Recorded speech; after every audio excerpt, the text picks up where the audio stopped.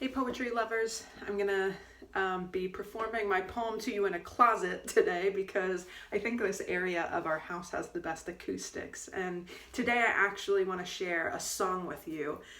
This past Sunday was the birthday of Sondheim, who is, in my opinion, the greatest composer and lyricist that's ever lived, and his music has really served as the soundtrack of my entire existence. My parents are fierce fans of his, and so I can remember growing up running around the house singing the music of Into the Woods, and then when my dad was painting murals of scenes of Into the Woods in my bedroom, he was listening to the soundtrack of Passion. And then when I was in high school, I was introduced to Sunday in the Park with George, and I can remember my dad getting his throat slit on stage when he was in Sweeney Todd, and his music and his stories and his lyrics have just surrounded me throughout my whole life. And when I think about writing poetry and when I think about the art of writing, I think I have learned the most from Stephen Sondheim in the way that he surprises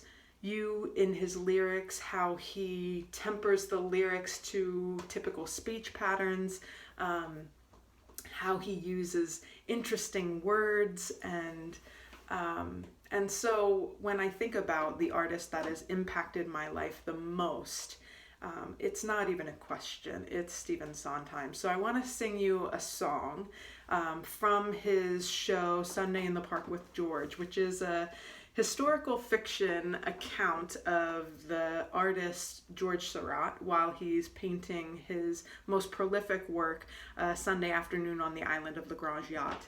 And at this point in the show, George has just been dumped by his girlfriend, and she's taken it up with the baker. And when she's in the park, she's looking for George to try to make him jealous, and he sees her doing this. And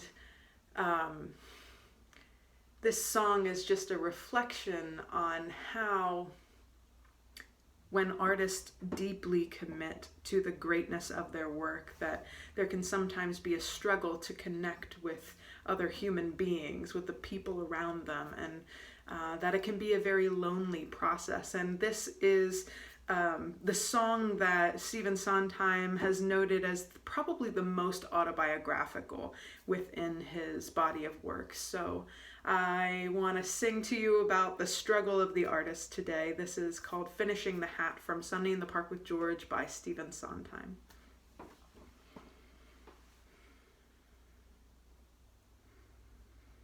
Yes, she looks for me. Good. Let her look for me to tell me why she left me, as I always knew she would.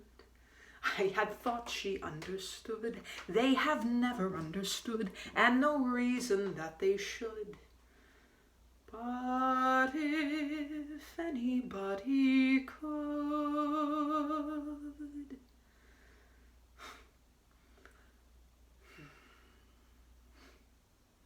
finishing the hat, how you have to finish the hat, how you watch the rest of the world from a window while you finish the hat,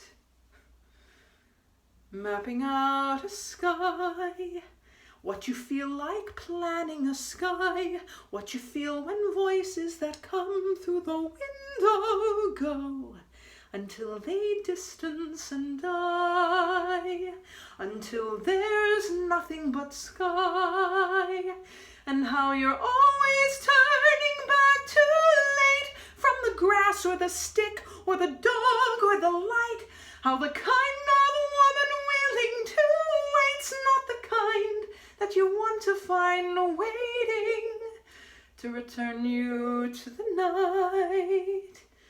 Dizzy from the height, coming from the hat, entering the world of the hat, reaching through the world of the hat, like a window, back to this one from that, studying a face, stepping back to look at a face, leaves a little space in the way like a window, but to see, it's the only way to see And when the woman that you wanted goes, you can say to yourself, well, I give what I give. But the woman who won't wait for you knows that however you live, there's a part of you always standing by, mapping out a sky, finishing a hat, starting on a hat, finishing a hat. Look, I made a hat where there never was a hat. Thanks, Stephen Sondheim.